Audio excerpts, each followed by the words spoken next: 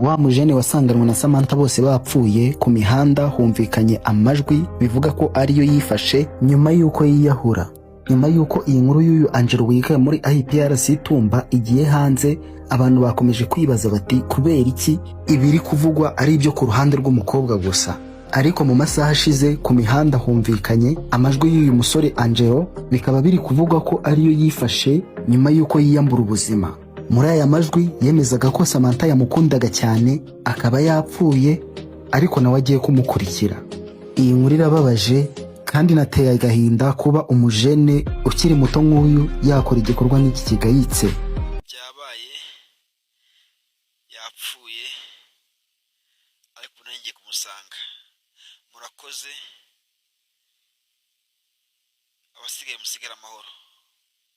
Namukundaga aragiye.